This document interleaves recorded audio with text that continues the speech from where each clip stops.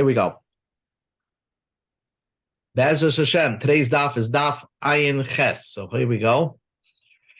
Okay, so we're starting from daf Ayin Zayin Amud Beis, 3 lines from the bottom. The Gemara begins.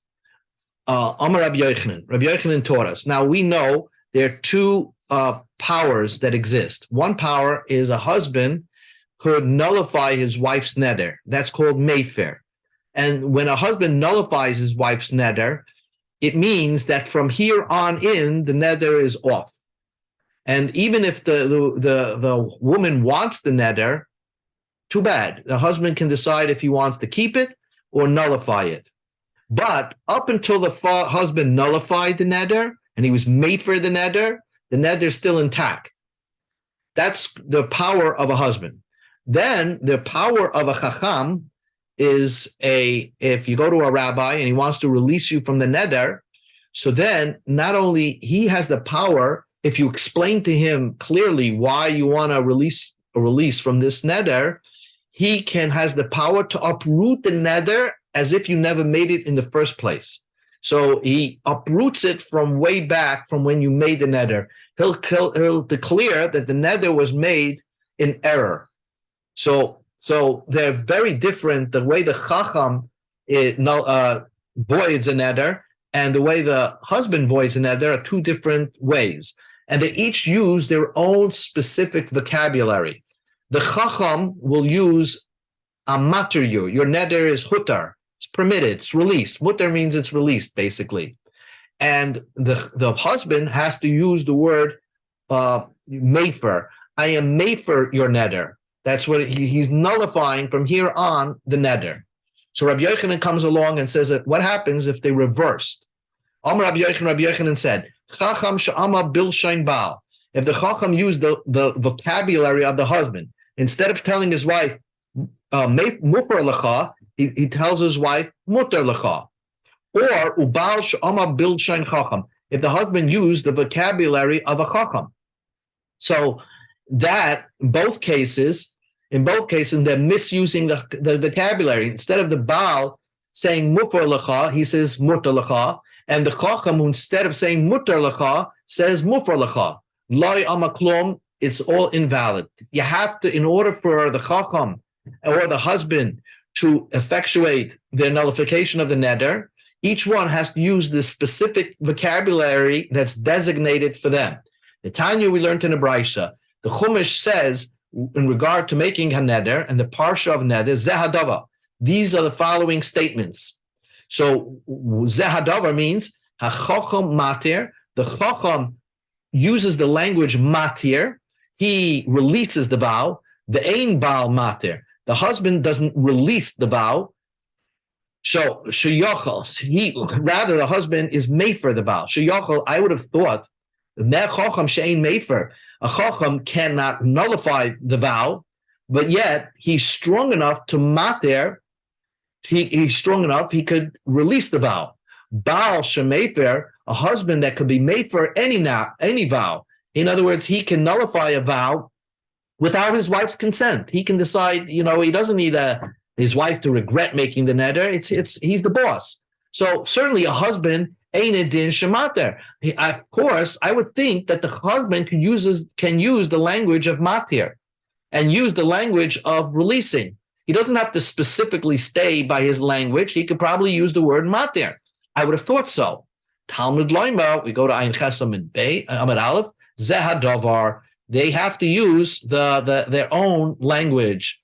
They have to use their own language. Zehadavar. Chacham matir. The chacham uses the word matir. The ein baal matir, the husband does not use the matir, but even though the husband does hafara, he cannot use the language of matir, but he has to use the language of mefer. Okay, Tanya Idach, another brisa said it in a different way, but the same idea. They have to stick with their vocabulary. The pasuk says zehadava. These are the words. Baal mefer. A husband uses the word mefer. The ein chacham mefer. A chacham cannot use the word mefer. He has to use the word matir, but he cannot use the word mefer. Because I might think a chacham could use the word mefer. Sheyachal. Well, ma baal, I would have thought, ma baal she'ein matir. A husband cannot be matir. he can nullify a neder. Chacham shemater, a chacham which releases a neder. So that means he uproots a neder from the very beginning. Of course, the word shemefer, the word nullify, can work. So I would have thought that since the chacham has the power to uproot a neder, if he says the word matir, certainly if he uses the word mefer, it should work as well. So Talmud Loimer zeh hadavar. This is the following. You have to be precise with your language if you're releasing a neder. Baal mefer. The husband uses the word mefer. Ve'ein chacham mefer, and a chacham does not use the word mefer. The chacham uses the word matir. Now the Gemara, the Brisa continues and has other teachings. How many people do you need to release yourself from a neder? So we're going to learn interesting halachas. Nemakan, it says over here by the Parsha of Nedarim, zeh hadavar. This is the words. V'znei melahalan, and it says by another idea in the Torah, another Parsha in the Torah, zeh hadavar, uses the same word, zeh hadavar. And b'shchutei chutz, regarding the aveira of taking a carbon. You have a carbon that you're supposed to bring up to the Beis Hamikdash and shecht it. If you made a donation, you made a carbon that you want to bring to the Beis Hamikdash, you cannot shecht it chutz, outside the Beis Hamikdash. So that, and if you do so, the Torah says you get a premature death. That's karis. So we have gzeira shava, zeh hadavar, they're similar words. So there must be some similarities between shchutei chutz and nedarim. So we darshan ma b'shchutei chutz Aaron uvana v'kol Yisrael. The aveira of shechting an animal outside the Beis Hamikdash applies to Aaron, his children, Gans Klal Yisrael, the whole Klal Yisrael. Everybody has the capability or is in the parsha of shechting outside the Beis Hamikdash. I mean, any person who does that gets a kares. So also Parshas Nedarim, the parsha about Nedarim, Aaron uvana v'chol Yisrael. Aaron and Vana v'chol Yisrael. That means that Aaron and Vana v'chol Yisrael means that they can be involved in releasing neders. It could be any Jew could release a neder. Along with two other people, can release anybody from a neder. That's the halacha. It doesn't have to be, one special rabbi called a mumcha.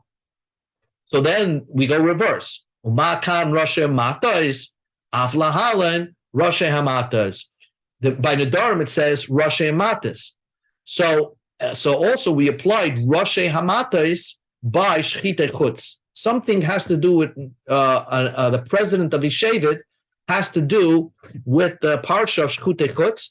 And we're going to explain that later on. So let's just ignore that in a moment.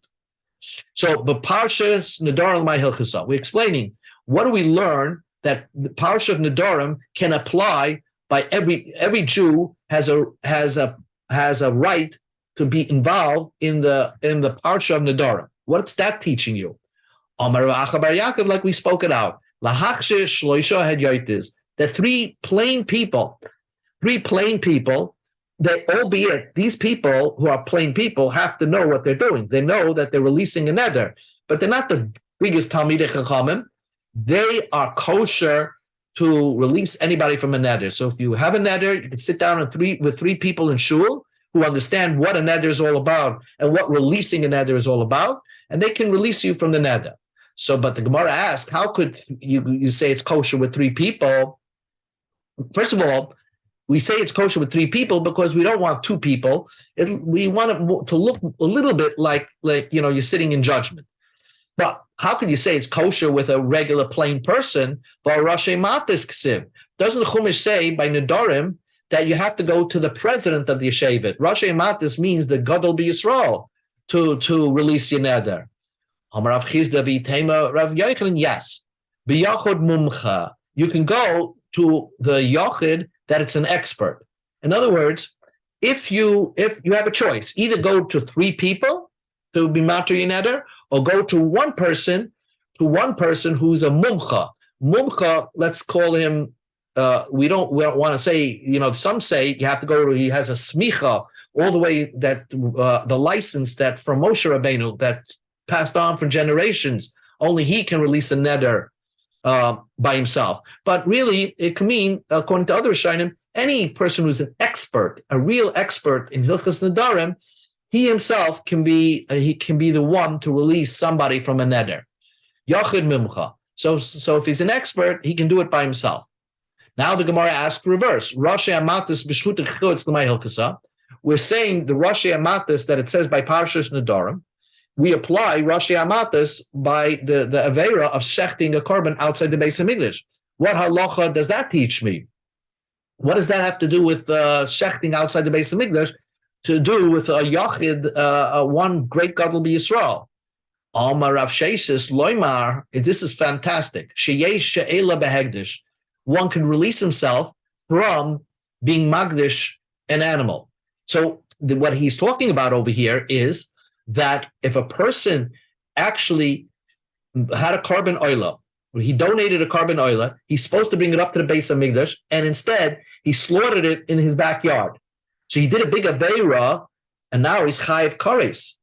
He could go to a rabbi and say to the rabbi, I regret donating this animal as a korban hegdish. And the rabbi can release him of that neder, of that vow, and it turns out that the animal he slaughtered was not a holy animal, was not a hegdish animal. Even after you slaughter it. So like you cheat out, so to speak, the death of kares by going to the rabbi and getting yourself released from making it hegdish in the first place, so you don't have the aveira of sechting outside. It's one of those aveiras that you can do, and you could undo the aveira, even without a tshuva.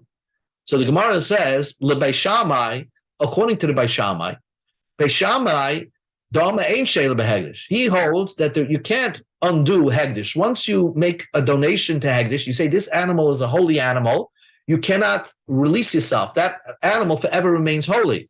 So then you have to ask your question, what relationship does Shchita Chutz have with Parsha Nedarim? In other words, what do you learn from Nedarim to what does Nedarim teach Shchita Chutz? Rashi Mata Shchita Chutz l'may hilkasa. What halacha does Rabbi Shammai learn from that? So the Gemara says, Beis Shammai les lehu gzeira shava.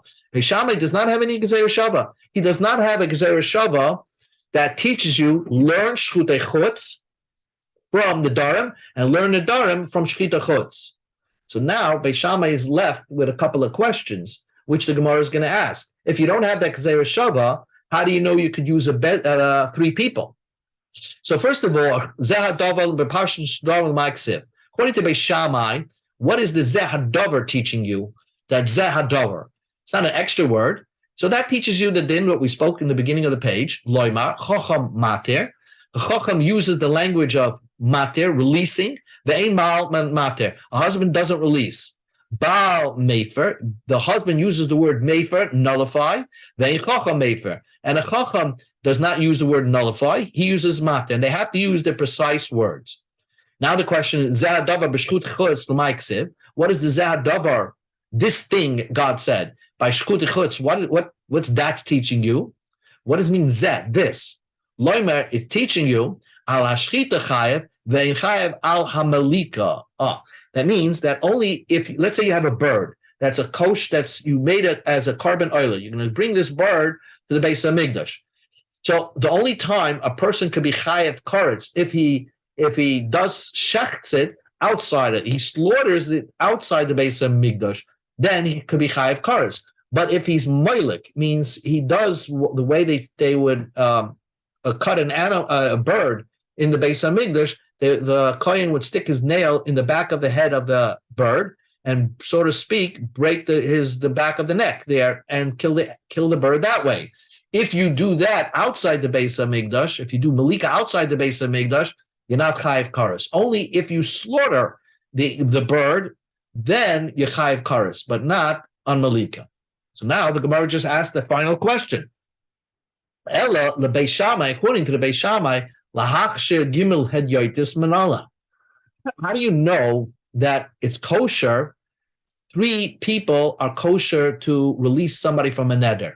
How did Beis Shammai know that by Parshas Nedarim you can say three people could come and release a person from a neder? So the Gemara says, Nafkaluhu, he learns it, mid Rab Asi bar Nosson, from Rab Asi bar Nosson. The Ksiv, we learned, there's a pasuk that says, by the Parshas Me'adam, by Daber Moshe as Me'adei Hashem el Bnei Yisrael. Moshe related over the Yom Tovim of Hashem to the Bnei Yisrael. Vatanya, and we learned, this is to be Vatanya, we learned. What does that mean? Rabbi Yossi Aglila Omer. Rabbi Yossi Aglila says, we learned Me'adei Hashem, the Me'adim of God. Me'adu Nemru. It's like sort of speaking that God's saying they're my Yom Tiv. V'loi Nemru Shabbos Bereshis Imam. Shabbos Bereshis, the mitzvah of Yom Tiv is different than the mitzvah of Shabbos. They're not near each other. What the Gemara understood, what Rabbi Yossi Galili is saying, as the Chumash is only talking about Yom Tiv, it's not talking about the parsha of Shabbos. Ben Azai says, Mi'adi Nemro, it's the pasuk is talking about Yom Tivs, agreed, but Nemro Parshas Nedarim Imam. It's not talking about Neder. These are two cryptic statements instead regarding this pasuk of Me'adei Hashem, Rabbi Yossi Galili, and Ben Azai. And somehow it doesn't make too much sense. So Rabbi Asi bar Nosson, Kashi Leha Masnita. Rabbi Asi bar Nosson, he found this brisa very difficult.